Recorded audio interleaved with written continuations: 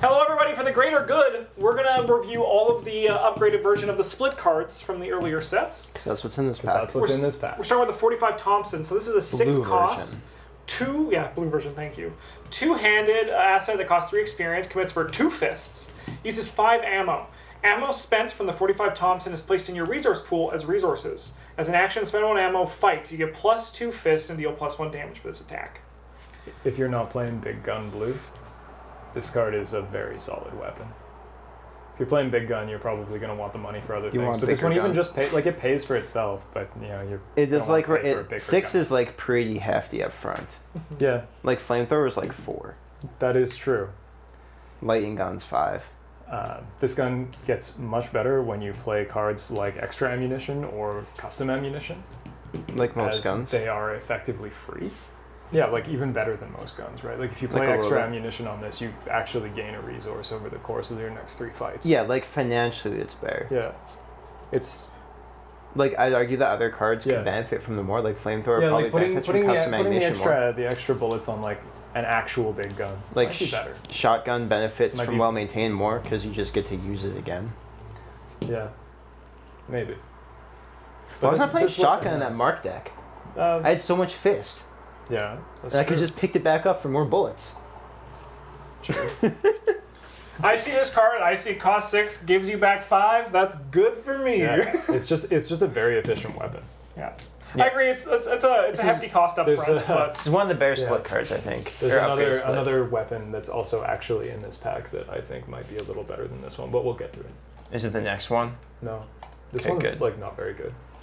All right, the green 45 Thompson. So cost 5 ammo. Spend 1 ammo. Fight. You get +2 fist and deal +1 damage to this attack. If you succeed by at least X, you may spend 1 ammo to deal this attack's damage to another enemy at your location, where X is that enemy's fight value. It's like a spray. It's a machine gun. Yeah, spraying. Yeah. This one's like a little less good than the previous one. Costing 1 less is fine, but this one does not give you 5 money back. So. You were gonna play this card in your Tony deck, guarantee. Oh, I mean, like yes, but that's minor spoilers for the new expansion. This card has gone up in quite a bit of value with the addition of the swarm mechanic, and you might need to gun down many of small enemies. Yeah, so then those like the fucking oops is also going to be a thing too, right? Like there's actually like wow, that's cool. The large downside to this one over like the blue one, if you have that choice, which you probably don't, because there's only one person right now who does, who isn't Lola. She doesn't count. She don't count. Is other 45 illicit? They are both illicit. Yeah, so it's Finn. Finn is the one who has the choice of which one he wants to play. Both. Yeah, you could play one of each. Like this one's fine.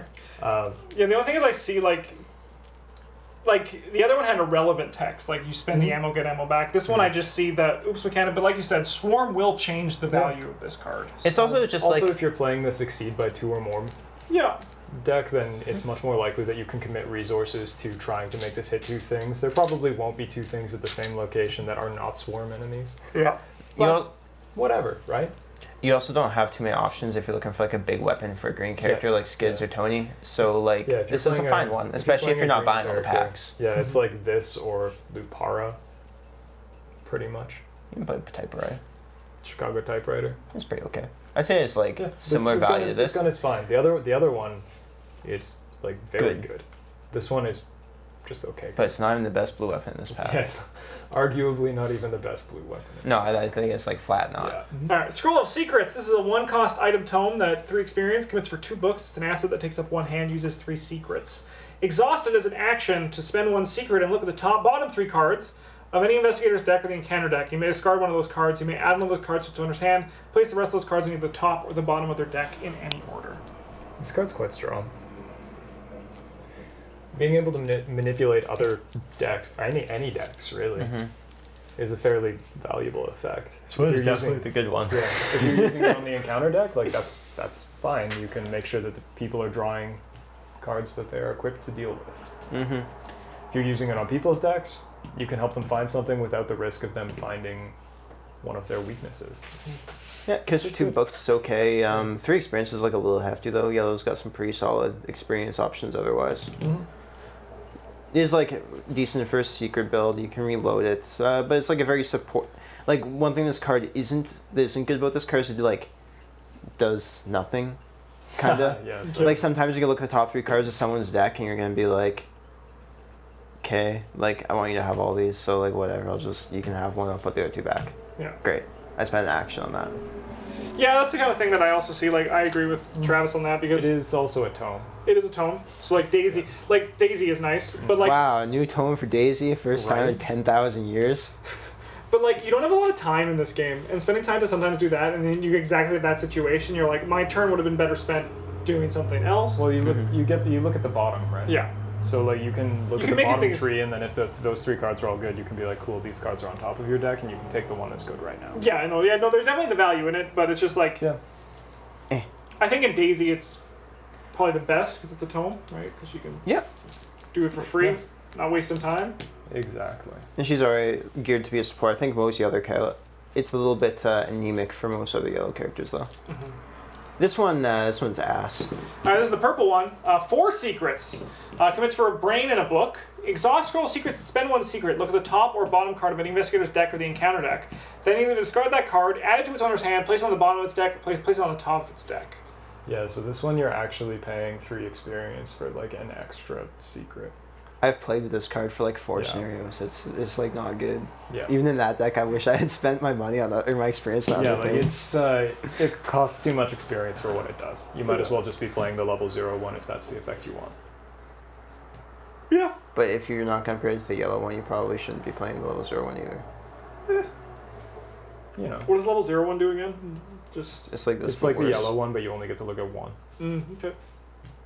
Okay. Yeah, it's like this, but with 1 less secret. Anyway, whiskey time. Yeah, whiskey time. These are both sick. Yeah, they're both pretty good. All right, the green. I don't think either of them are like blowing the doors off, but they're both good. All right, it's a 3 cost, 3 experience asset that commits for a brain and a fist. As a lightning bolt, exhaust Tennessee Sour Mash and spend 1 supply. It has 2 supplies. You get +3 brain for a skill test on a treachery card. As an action, you can discard it to fight. You get +3 and deal +1 damage to this attack because the bottle's empty. You can or you also do it when the bottle's full. Yeah, you can just hit with if you want to fucking trick on somebody, you're like, you think I care about my whiskey? Boom! Or like a monster ambushes you and you're like, I need you dead right now. This card is also fast, so you can hang on to it until a monster engages you, and then if you need to fight right now, you can play it well engaged with them. It doesn't cost you an action. It is illicit. Yeah, that's pretty. I mean, like whiskey. If you're thin, you might ever pass a brain test with this. Yeah. +3 brain. Wow, you get to 4? Yeah. Oh my god, you might not get poisoned in the jungle like Travis is going to. I'm not gonna die. Game, right? No, I haven't. Maybe you'll survive. Yeah, but both of these whiskey cards are quite solid. I would consider spending experience on them. They're probably not the core parts of my deck. Except for maybe the red one if I'm playing a weird Yorick deck. Yeah, they're nice for filling stuff out though. Yeah, very versatile too. Yeah. It just does good things. And this is the red one. The red one! This one drinks more? 2 cost, 3 experience. Uses 3 supplies. It's cheaper whiskey. It's less good. Okay. There's more of it. Yeah, you exhaust it, spend 1 spot, you get +2 for a skill test on a treachery card. As an action, discard it, you get +3 attack. If this attack succeeds against a non-elite enemy, automatically evade it. Okay, well that's worse. So, arguably, if you're playing the red one, you're probably not a combat-oriented character, or you're Will Yorick, in which case this is an evade that you can just play from your discard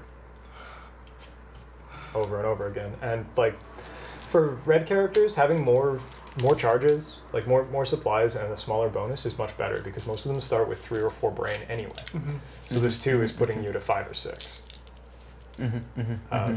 Unless you're playing Silas. The fact that it can't evade an elite enemy kind of sucks, but whatever, you know. Just save it for something else. Okay, now for the good ones. oh, let's get some lightsabers. I think this is the best upgraded card, split card, I think. Alright. Cost 3, experience 3, commits for a book and a fist. It uses 3 charges. It also takes up a hand slot and a spell slot. Fight as an action. Yeah, right. You get +2 fist for this attack. If you succeed, you may spend 1 charge to empower the blade, dealing +1 damage to this attack. If the blade is empowered, this attack defeats an enemy, draw 1 card and heal 1 horror. So, a big note is you don't need to spend the charge unless you want to. You know you want to. Mm-hmm. So that's pretty This card is like really good. Like it's a decently cheap resource-wise weapon. I guess +2 punch. It can deal the extra damage if you succeed, and like it heals your brain, which is something blue characters worry about. It draws you cards, which is like nice. It's just like a thing. Yeah, and it takes up an arcane slot, which blue characters don't care about. Yeah, there are. This is actually the only blue card that is not the split card that this upgrades out of. That is blue. That requires the arcane slot. It takes up a hand slot or whatever you were expecting your weapon. Every weapon does, right? So I think main competition for this is like the 45 automatic, the upgraded 45. I'd rather play this like every time. Yeah, this card is just mostly better. Like the automatic has 4 bullets instead of 3, but this one also deals with 3 health enemies in a much more efficient manner. Yeah, it's also the like 45 does have like some synergies with guns and stuff. But if you're going that route, you probably have a bigger gun you care more about. Yeah. You also get to ignore retaliate, but if you're planning to fail. It's also a relic, which... Yeah, that's also kind of big sometimes. Yeah, in a scenario where you're going to be fighting ghosts. Yep. Forever fighting this ghosts. is great at fighting ghosts. Oh yeah, that was really nice. That one, I got to cut through like a poltergeist, and he was just dead. Yeah, like you also don't even need to spend a charge to make it a relic. It's just always a relic. It always has that effect. Yeah. That is relevant in certain scenarios, especially the one that it's part of the cycle. The one that I played it in. The major downside to this as a blue weapon is that it's very difficult for blue to put more charges on a thing. As opposed to bullets. It's much easier for blue to put extra ammo on a thing. But that's okay. Yeah. Then we have the purple one? The purple one is very strong. Its only downside is that it's purple. 3 cost, 3 experience, commits for a brain and a fist, uses 4 charges. Once again, takes up both those slots as the same as the last one. As an action fight, you get +2 fists for this attack. As additional cost to use this ability, you may spend up to 2 charges to empower the blade. For each charge spent this way, you get +1 attack and deal +1 damage for this attack. Yeah, that's pretty good. Like it's very good. The downside to this card is that only purple characters can play it. Yeah, your punch is pretty dirt. She doesn't count. She doesn't. She doesn't. Yeah, there's just so many spells that deal damage with the stat that matters for purple that makes it that it's a bit harder. Did you see the comment on our first Return to Carcosa one? And someone was like, "You killed Lean Lees, but no one's playing Lola." It's like, yeah, because she's bad. Yeah, Lola's not great. But don't worry, we have the ultimate around April 2020. April 1st, 2020, you're going to get the ultimate Lola surprise. Just you guys all wait. We have something saved up for that. Yeah, anyway, this card is like pretty okay. You can get attack +4 on it. It would be a whole lot better and 3 extra damage. If a different pool of investigators could play it. Yeah, it's like... It's fine. You could play it in Norman and you could attack something at what, like 5? Diana can play it. Yeah, Diana can play it. No one doesn't play Diana. She stabs real good. She's like pretty okay. She's one of the very few characters no one's played. Yeah. Probably the only one who'd really want this. Maybe Jim. Jim wants everything. Jim just wants to be loved. Good luck with that, bud. Don't worry, Jim. I'm coming for you. When we do mono purple. In 3 months. Yeah, in a long time. Alright, Grizzly Totem. This is a 3 cost, 3 experience yellow asset that takes up your beautiful necklace. Commits for a brain and a foot. As a reaction, after you commit a card to a skill test, exhaust Grizzly Totem. That card gains another instance of one of its skill icons of your choice. If that skill test is successful, the performing investigator draws 1 card. Is this the bad one? No, this is the good one. Okay, that's unfortunate. Anyway, these cards look kind of okay, but they're not. If your name is not Minty Fan or Silas Marsh, you do not want any of these. But then Silas Marsh even actually has like this ability built into him, right? Yeah, well, for his anyway. Let me get to that. Yeah, it just like gives you an extra copy, pretty much. Yeah. Yeah, this is only for those 2 investigators. This card is like very good for Minty Fun. You're trying to commit a lot of cards to a lot of things. Keeps your hand full, makes your committed cards better. That's where you want to be. I also found it to be quite solid in red builds, but only the unupgraded one. As a lot of red cards have like 2 different symbols. Just make them into the better thing. And that was pretty okay, but it's not worth the necklace slot. Nope. Mostly. Yeah, necklace is pretty competitive. Yeah. Alright, the red one. Especially in red. Instead of drawing a card, you can turn it to your hand if you fail. It costs 1 less as well. Okay, that's neat. It is also a blessed card, unlike the other one, which is cursed. Father Mateo can play this one. No Like, I don't think he wants to, No, but he thank you. can. You can use your starting experience that you get to put it in. No thanks. After you commit a card to the skill test, exhaust it. That card gains another instance of one of its skill icons, and if you fail, return it to your hand, which is basically, like, once again, like Silas would want this, but like he has that. Yeah, like if you're playing Silas and you Travis run is out of No, run out of XP maybe, or run out of things to do with your XP. Yeah, maybe something about you this want card. it. Yeah, this card's meh. Go to the next one. Sure. I forgot this card even was printed. Yeah, right. Who's ever gonna play this thing? The Council's Coffer. This is a 0 cost, 2 experience, neutral asset that commits for anything. Item Relic uses What's in the box? player locks. If there are no locks in the Council's Coffer, each investigator searches his I'm or her pretty deck sure in it's discard Gwyneth pile Paltrow's head. Oh, I hope so. for any card and immediately plays it at no cost. That's probably better than what's actually in the box. Exile the Council's Coffer. As 2 actions, test any skill 5. If you succeed, remove 1 lock. Any investigator location may activate this ability. Yeah. Alright. So this was also designed by the Council at Arkham Knights Yeah. Well, 2017. the council's stupid. Yeah, like. Yeah, the Council was like, I know. I mean, like, maybe you can do something really cool with this. If this wasn't max 1 per campaign, it would be Yeah. very good. Maxwell, I missed Yeah, that part right. when I was reading. I'm gonna be real. If you could do this If every this- game, it wouldn't be that awful. If this like, was every game and didn't cost Yeah. experience, yeah. If it was Even like if it group costs limit experience, it'd be once like per game, okay. or like so you couldn't like play one and be like, oh, my box got me another box. Like this is pretty okay in right. in like single player. Because you It's only have to just- do the test once. You do only have to do it once. And then you just Yeah. get to like find and play anything in your deck for Yeah. free. but like I just watch us like we're like, all right, play it. That's 1 action. Also drew the card, right? Yeah. Spent 2 experience on it. I'm like, okay, guys, let's crack the case. I need you guys to over time, whenever you just have 2 actions laying around, do this. Like we'll try to just Yeah, slowly yeah. break our way through it, right? Well, it's And like- yeah, also can fail the test, which is 5, which is really actually like a very hard test. In addition, you could draw negative effects Yeah. while trying to break open this damn dumb box, which does have a nice effect when you open it. Yeah. And then you play it once, and then you're like, never again. This will just. I'll say exiles if you want to put. I mean, Yeah. you're not gonna put it back in your deck, so whatever, because you can only do it once per Yeah, campaign. at least it gives you a free level 0 card to replace it. Like I That's understand neat. why the max 1 per campaign is there, because it would be very, very good. I think if you could do it. Well, not very, very good. I think it'd be very good if you could do it like every scenario. But Yeah, maybe. Anyway. Maybe it should be like max number of players in the game, so like it can like, yeah, I mean, you think about like last. If you like, so. If you could power out every scenario, like each person has spent 2 actions on that, is that worth the Guardian getting the best weapon from their deck, the Seeker getting their Panoptic manuscripts out of their deck, and the Mystic getting their Shriveling 5 or whatever, and just putting them into play? Like, that's a very, very powerful effect. it's a very powerful effect, but I would spend 6 actions on You know that. what? I'll play Me- this. I'll play this in our special run. the thing I see though is that God damn it. at this point when we've cracked open this dumb box, everything we have is like there, right? Like the yellow character and then their manuscripts would be nice, right? Yeah. But if like your deck is like requires to do this Yeah. thing, you've probably by the time we've played this, cracked it open.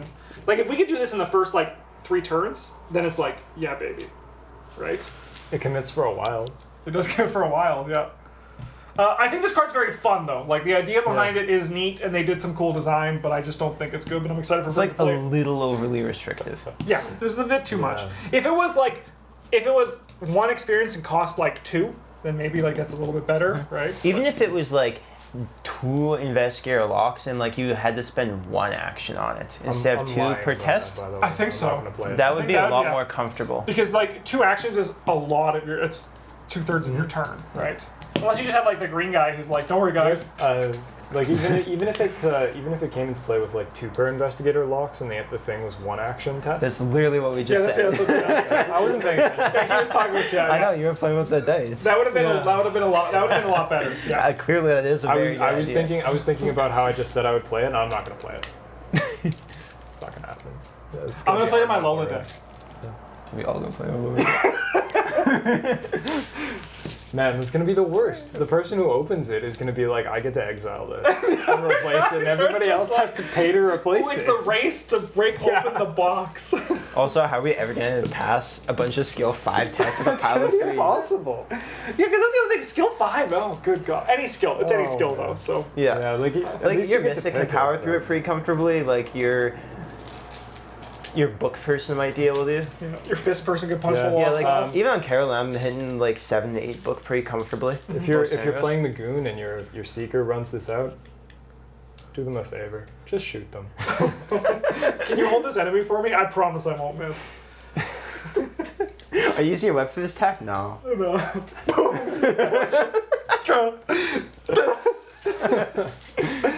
All right. I'll commit this double or nothing. Yeah. No, I won't put anything else. Yeah. into Also a it. vicious blow. Yeah. All right. Do we recommend this pack? Yeah. Yeah, this pack is real solid. Oh, in general. yeah. Yeah, especially if you want to play blue I was like, we were characters. still on the previous one. I was like, yeah, that one's great, but no, this is. But yeah, like this one's still fine. Like if you want to play blue or green characters, this pack has a lot of things going for it. If you want to play yellow characters or pretty much like yellow characters only, maybe. I think it's also good if you already have the Circle Undone base set, or no, the one that it comes out because it's not on the base set; it's in the first pack, right? Like if you buy the first pack in this one, Yeah, this is like nice for showing new players how upgrades and stuff work, and like a neat upgrade thingy if you have those. Like actually, I was thinking overall, like this one is actually like pretty. yeah, the good cards in it are good, but overall, Like the bad cards are bad. Yeah. Yeah, I mean like the blue gun, the green gun. Both the whiskeys are something that I'd want. The Sword of Death. The sword, but not the purple one. The other one. Is something That's I like want. 5 I out of don't really 11. want this card in my collection like at all. But I forgot about this one. hey, you know, whatever. I had to make a new It's okay. page for 2. Yeah, exactly. No, there's a stupid Thermos. emergency cash. I think that Oh costs right, you. yeah. Thermos is 0. It's Thermos is okay. You I did think. play- Yeah. All right, we'll see you guys in the next one.